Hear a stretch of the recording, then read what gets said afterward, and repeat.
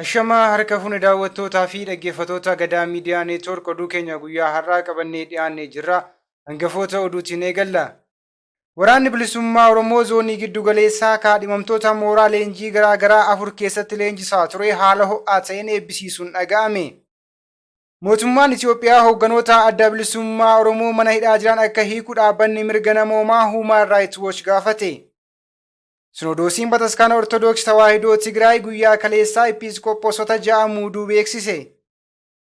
Koomishiniin mirga namoomaa Itoophiyaa gabaasa waggaa baaseen haala Oromiyaaf xiyyeeffannaan akka kennamu gaafate. Humni faannoo Amaaraa kan mootummaan Eertiraa leenjise gara Itoophiyaatti deebi'uun isaanii dhaga'ame. Jeequmsa Gaambeellaa keessatti uumameen namoonni 70 ol ajjeefamuun dhaga'ame. Kunneen hangafoota oduu turanii amma bal'ina oduutti dabarraa oduu wajjin ana Maanu'eel Laggaati. Waraanni bilisummaa Oromoo zoonii giddu galeessaa mooraawwan garaa garaa 4tti leenjisaa kan ture kaadhimamtoota haaraa haala ho'aa ta'een eebbisiisuun dhaga'ame. Golee Oromiyaa mara keessatti maandhee waraana bilxiginnaa barbadeessaa uummata Oromoo barsiisaa hubachiisaa fi sochiisaa bal'ifachaa kan jiru waraanni bilisummaa Oromoo ammas kaayyoo fi akeeka isaa galmaan ga'uuf galtee kan ta'an kaadhimamtoota haaraa eebbisiisuu beeksise. Waraanni bilisummaa Oromoo kanaan dura leenjii mooraa adda addaatti kennuun leenjifamtoota bobbaasee injifannoo cululuqaa argachuun umurii dukkana garbummaa gabaabsuu irratti argama. Haaluma kanaan torban kana keessa zooniin giddu galeessaa mooraa garaa garaatti leenjisaa kan ture kaadhimamtoota haaraa eebbisiisuu odeessi zoonicharraa nu qaqqabe addeesseera. Shawaa Kaabaa mooraa Arfaffaa fi Shawaa Lixaa keessatti leenjisaa akka tures odeeffanneerra. Sagantaa eebbaa kanarratti qondaalonnii fi geggeessitoonni waraanaa buleeyyiin argamuun dhaamsaa fi kallattii qabsoo gara fuulduraa akeekuu isaanis maddeen himaniiru.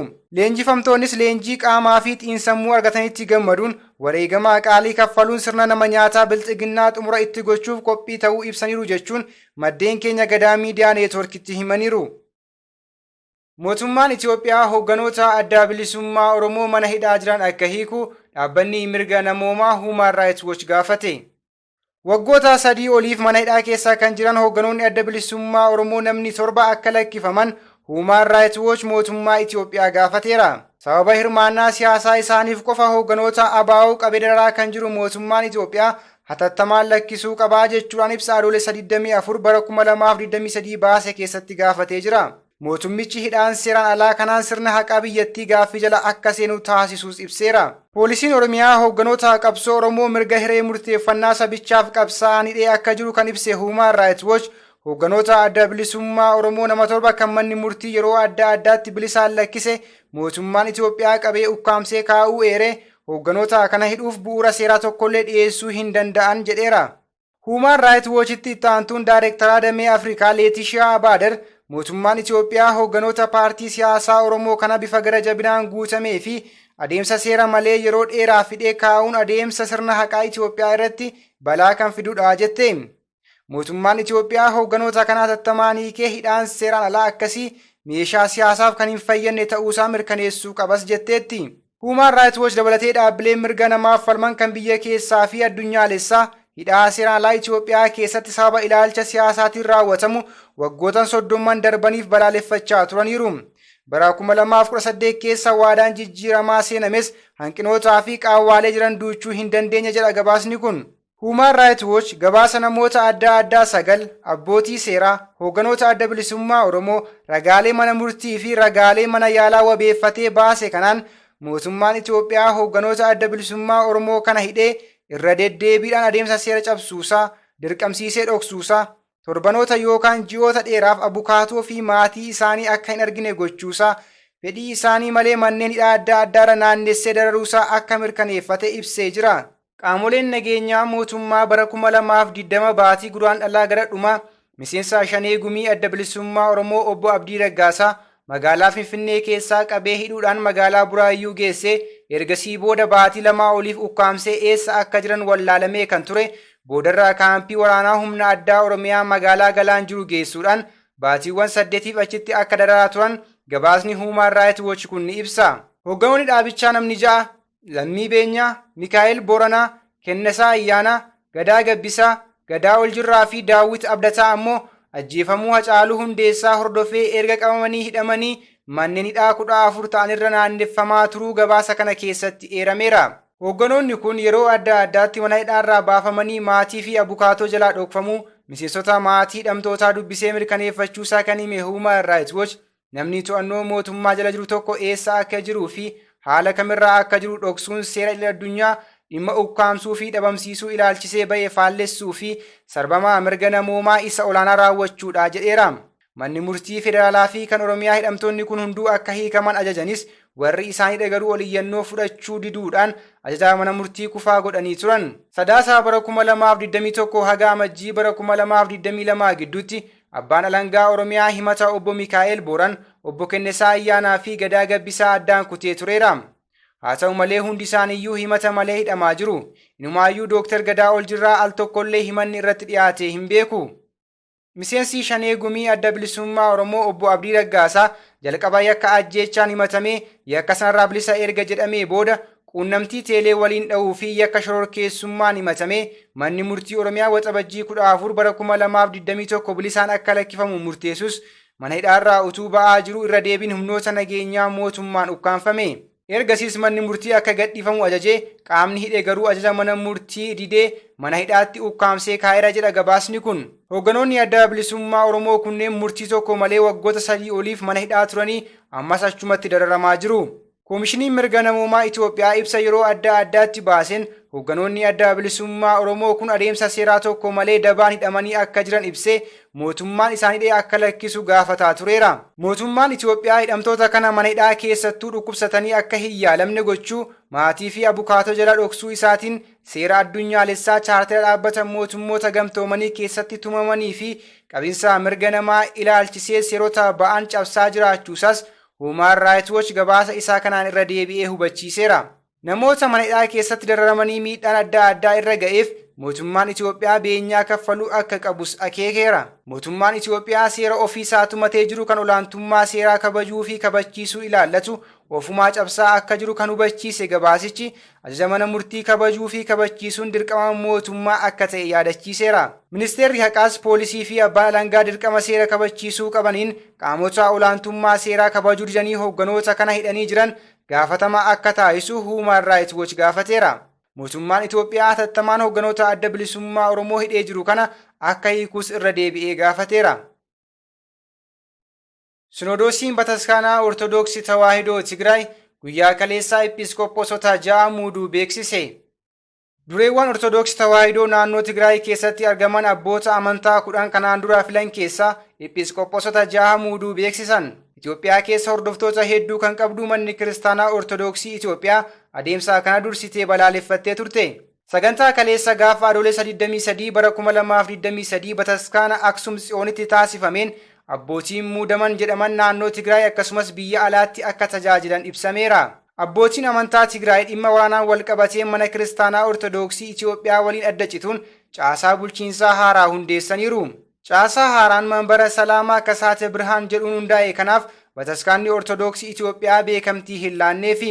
Qaamni olaanaan Bataskaanaa Qulqulluun Sinodoosii mana kiristaanichaa muudamaa kenname jedhame kana dursee adeemsichi qannoonaa fi seera Bataskaanichaa kan diiguu akka ta'e ibseera.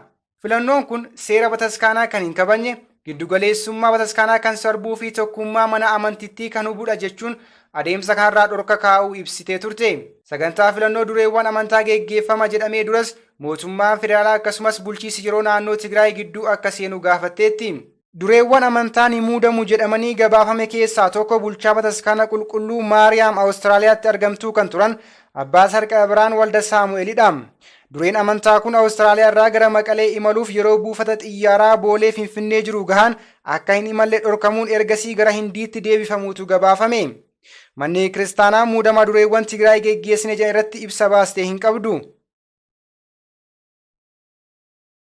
Koomishiniin mirga namoomaa Itoophiyaa ibsa waggaa baaseen haala Oromiyaaf xiyyeeffannoon kennamuu akka qabu gaafate. Koomishinichi gabaasa isaatiin godinaalee Oromiyaa 20 keessaa 13 keessatti rakkoon nageenyaa cimaanii fi sarbamiinsi mirga namoomaa hamaan jiraachuu himee jira. Sarbamiinsa mirga namoomaa kanaaf ammoo mootummaan waraana bilisummaa Oromoo kan himatu ta'ullee mootummaaleen rakkoo sarbama mirga namoomaa keessaa qooda qabaachuu himuudhaan mariin nageenyaa kanaan dura jalqabame xiyyeeffannoo argachuu akka qabu akeeka. Gabaasa kana keessatti akka ibsametti riphee loltoonni sarbiinsa mirga namoomaa kan raawwatan ta'ullee mootummaallee yennaa riphee loltoota haaloo ba'uuf tarkaanfii fudhatu lammiilee nagaa gidduutti waan miidhamuuf kun ammoo cabinsa mirga namoomaa guddaa dhaqqabsiisuu ibsee jira.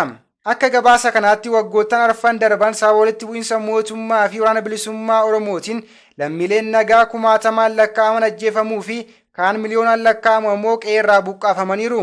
Dabalataan ammoo godinaalee rakkoon nageenyaa jiru kanatti barnoonni adda cituun daa'imman mirgaa barachuu dhabuu gabaasichi ibsee jira.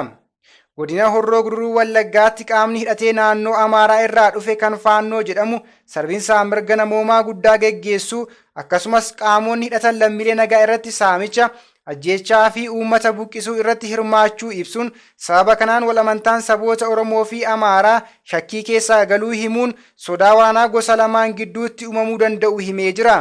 Walumaa galatti mariin nageenyaa jalqabamee bu'aa malee xumuramee xiyyeeffannoo kan barbaaduu fi fala sarbama mirga namoomaa Oromiyaa keessaa ta'uu danda'a jechuun gabaasa isaa muummeessee jira.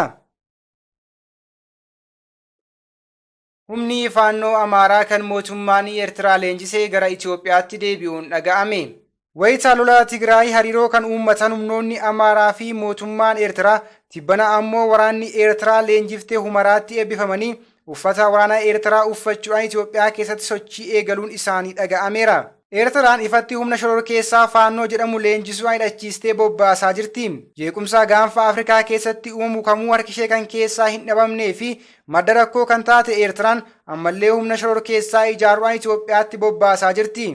Jijjiiramni Abiyyi Ahmadiin gara aangootti fidee madda milkaa'ina siyaasaa Isaayyaas Afeworqii ta'ee Eertiraan kallattiidhaan dhimma Itoophiyaa keessa seenuurraa waggootan 20 ittifamtee kan turte bara 2018 as humna waraanaa fi tikaa bobbaasuudhaan Itoophiyaa keessatti sochii bal'aa gochaa jiraachuun yeroo adda addaatti gabaafamaa tureera. Lola Tigraay keessatti akka abbaa dhimmaatti kan hirmaatte Eertiraan carraa lolliisuun uumeen humna Amaaraa hidhachiisuu fi leenjisuu eegalte amma ifatti humna leenjise sana gara Itoophiyaatti bobbaasaa jirti. Lola Tigraay keessatti sarbama mirga namoomaa raawwatameen Eertiraan adda durummaadhaan himatamti. Oromiyaa keessatti waraana ishees bobbaasuudhaan lola geggeessaa akka turte addi bilisummaa Oromoo yeroo adda addaatti ibseera. Humni Faannoo jedhamu sarbama mirga namoomaa Tigraay keessatti raawwateen cinatti Oromiyaa gama kaabaa lixaa fi kaaba bahaa irraan Oromoo irratti lola banee miidhaa qaqqabsiiseera. Mootummaan federaalaa humna kana beekamtii dhorkatus ammallee humni alaa leenjisee hidhachiisee bobbaasaa jira. Hariiroon Itoophiyaa fi Eertiraa akka bara 1998 haga bara 2018 turetti deebi'uu akka hin oolletu tilmaamamaa jira. Jeequmsa Gambeellaa keessatti uumameen namoonni 70 ajjeefamuun dhaga'ame. Jeequmsi gosarraa ka'uu kan keessatti hammatamu naannoon Gambeellaa ammallee jeequmsi gosaa Nuweerii fi Anyuwaa gidduutti ka'ee lubbuu namoota hedduu galaafataa jira. Barattoonni yuunivarsiitii ajjeefamuu hordofee kan dhalate jeequmsi tibbanaa kun aanaa addaa Itaangaa jedhamu keessatti sababa kanaan humnoonni nageenyaa mootummaa fi hidhattoonni walitti dhokaasuudhaan lubbuun hedduun darbeera. Dhokaasa aanaa addaa Itaangaa fi magaalaa Gaambeellaa keessatti geggeeffame kanaan lubbuun namoota nagaa 60 olii fi humni nageenyaa mootummaa 8 ajjeefamuu akkasumas manni uummataa gubachuu jiraattonni himaniiru. Akka jiraattonni jedhanitti hidhattoonni gosa Muurlee Sudaan Kibbaarraa ka'anii daangaa Itoophiyaa cabsuudhaan lola kana keessatti qooda fudhataniiru. Sababa jeequmsa kanaatiin magaalaa Gaambeellaa keessatti uggurri sochii adoolessa 21 bara 2023 irraa eegalee kaa'amuun ibsameera. Haala kanaan magaalattii keessatti galgala sa'aatii 1 irraa eegalee haga ganama sa'a 12tti dhorkaan kaa'ameera. Koomishiniin mirga namoomaa Itoophiyaa ibsa dhimma kana irratti baaseen haalli nageenyaa naannoo Gambeellaa hammaatee mirga namaaf yaaddessaa waan ta'eef xiyyeeffannaa mootummaa barbaadaa jedheera.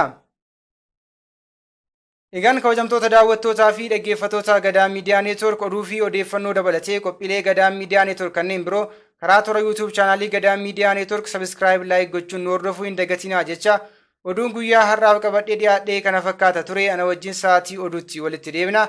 Hangasittuu qophiilee Gadaa Miidiyaa Neetwork kanneen hafe wajjin turtii gaarii.